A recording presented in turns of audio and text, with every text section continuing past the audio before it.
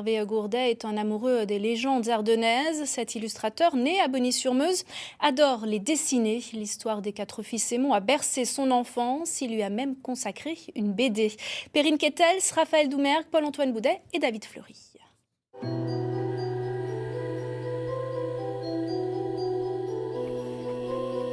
Dans les périodes un petit peu comme on peut traverser, compliquées, notamment en ce moment, on peut se retrouver dans des endroits comme ça pour justement souffler, s'évader et puis rêver, même si c'est pas forcément réel, à la limite c'est pas très grave. Ça fait éveiller l'imaginaire, ça fait éveiller la créativité aussi. Je m'appelle Hervé Gourdet, je suis illustrateur et j'aime aussi me définir comme collecteur de légendes.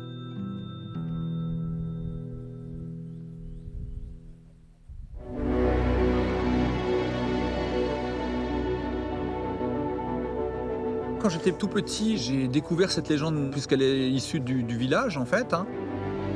Les 4 fils Sémon, c'est 4 frères en fait, donc c'est issu d'une très vieille légende médiévale qui date du XIIe, XIIIe siècle.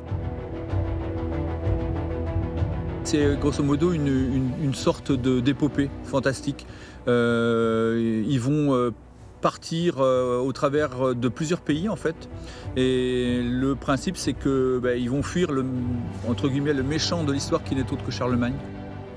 Elle me parle beaucoup parce que déjà ce sont des rebelles. Ils refusent un peu l'ordre établi, le chemin unique. Donc c'est quand même un rêve de gosse le fait d'avoir fait, de vouloir écrire là-dessus, de faire de bande dessinée là-dessus, peut-être même d'autres supports par la suite.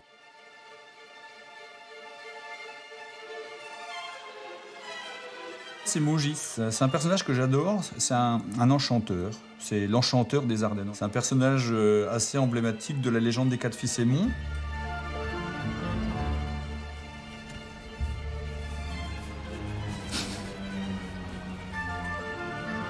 Ce que j'aime aussi, c'est dessiner mais sans trop en montrer. Donc comme ça, l'idée c'est que la personne qui va voir l'image, elle puisse se réinventer aussi une partie de l'image. Ça, c'est très très dur à faire. Je vous ai préparé quelques petits dessins. On a un premier au crayon de papier, un crayon classique, un crayon de gris, comme on appelle ça. Donc on a l'ambiance ardennaise avec Mogis, l'épée flamberge. Voilà. Il y a beaucoup de détails sur ce dessin, ça prend quelques heures, même quelques jours. On arrive ensuite à la Bretagne. Donc là, on a la fiancée des morts, qui est une légende bretonne assez noire. On est sur une base aquarelle et acrylique. Et puis on finit avec un thème très universel qui est le dragon. Donc là, on est sur une base acrylique avec un petit peu de retouche à la craie blanche. Donc c'est une technique assez mixte.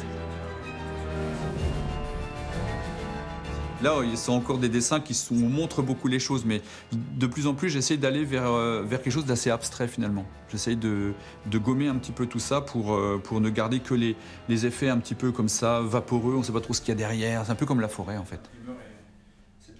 Le grand rêve, c'est de faire la légende des 4 fils Sémon en bande dessinée parce qu'elle n'a jamais été faite en France. Donc j'ai commencé à en faire une au départ à compte d'auteur et puis là on est sur un projet d'édition. L'idée c'était de pouvoir démocratiser un petit peu la légende parce qu'elle était très poussiéreuse, on trouvait beaucoup de vieux livres de poche qui ont été édités dans les années 60, 30, 40, 50, 60 et il n'y avait pas de sujet, de support moderne en fait. Donc la bande dessinée c'est un peu, ça s'est décidé comme ça.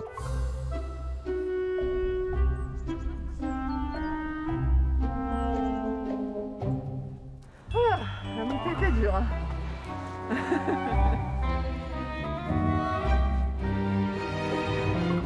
Ben, j'y peux rien, écoute, je les maîtrise pas. Hein. Vas-y, ouais. Amuse-toi. Ah ouais, avec le vent et je veux. Moi ça va, pour l'instant je gèle pas trop. La compagnie légendaire des 4 fils Sémon, elle a été créée justement pour retracer cette légende, pour la diffuser auprès des enfants, des personnes extérieures aussi, des touristes, parce qu'ils sont de plus en plus nombreux dans la région. Non, mais on va... Le rapport entre notre association et Hervé, c'est Hervé en fait, parce que cette association finalement c'est un peu son association, c'est son idée au départ, il avait envie que cette légende elle revive, et nous aussi, mais on ne le savait pas encore. Voilà, fini.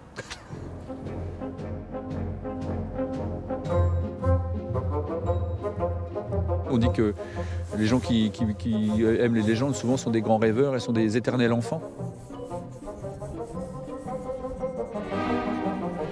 À partir d'un moment où je pense que quelqu'un qui ne rêve plus à ça, peut-être devient adulte. Je ne sais pas, il y a peut-être quelque chose à réfléchir par rapport à ça. Vous êtes un enfant? Ah oui, je resterai toujours, je pense. Oui. Avec force et détermination.